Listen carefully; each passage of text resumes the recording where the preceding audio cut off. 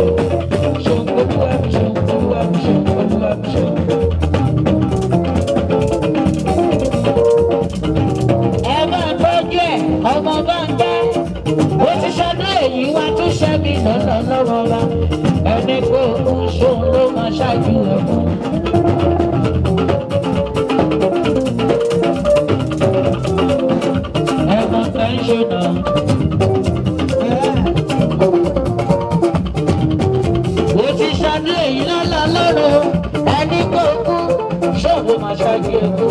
to